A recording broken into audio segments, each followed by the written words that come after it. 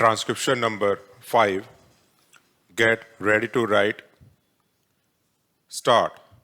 The Industrial Policy Resolution of 1948 was good so far as it went, but unfortunately, the spirit of it could not be understood or appreciated by the common man in this country. So, a new orientation of this policy was given, and the Honorable Prime Minister, after his return from China, publicly declared that the future policy of the country, or rather, the future pattern of society, will be the socialist pattern. That was further emphasized by the resolution passed at the Avadi session of the Congress and later reiterated by Shri Debhar, President of the Indian National Congress. I am very glad to say that the spirit of it has been caught by the nation today.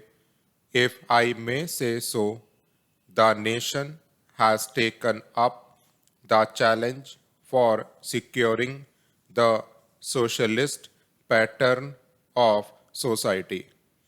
It behoves all sections, both inside this house as well as outside, without having mutual recriminations, to try and propagate in a sincere manner and establish the socialist pattern of society indicated by the statements of the great leaders of our country.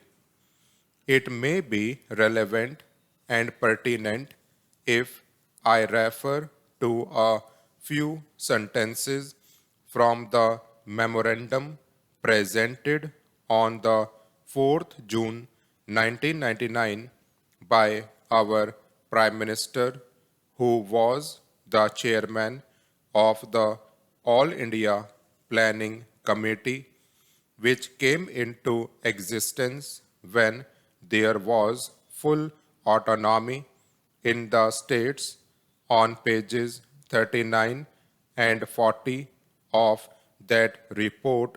He stated, "It is clear that the drawing up of a comprehensive national plan becomes clearly an academic exercise with no relation to reality unless the planning authority or those to whom it is responsible are in a position to give effect to the plan.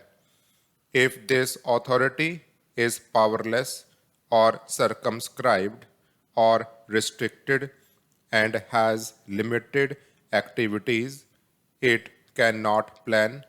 An essential prerequisite for planning is thus complete freedom and independence for the country and removal of all outside control. This implies that the country possesses in itself full sovereign authority to take any measures, adopt any policies, and form any relations with other countries as may seem best to its governing authority in the interest of the country and its people.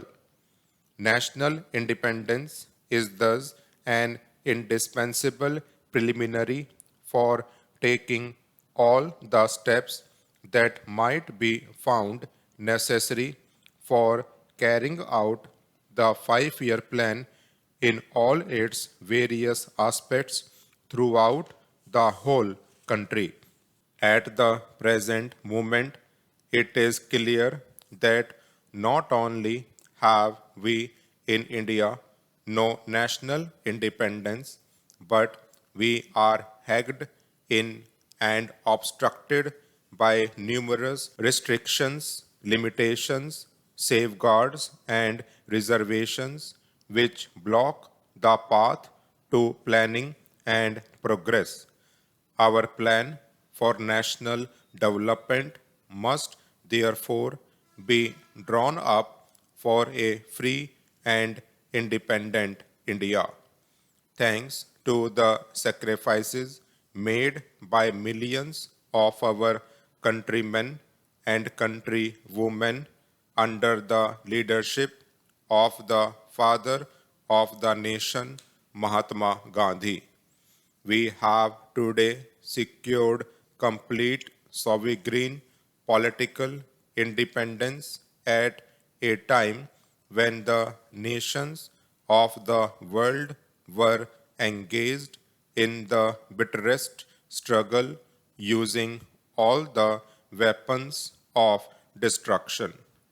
If, therefore, we have secured political independence during the period of a quarter of a century, it should not be difficult, especially when we are today masters in our own country, to secure a socialist pattern of society as has already been indicated, but it requires the assistance, the propaganda, the active work of all those who are interested in this.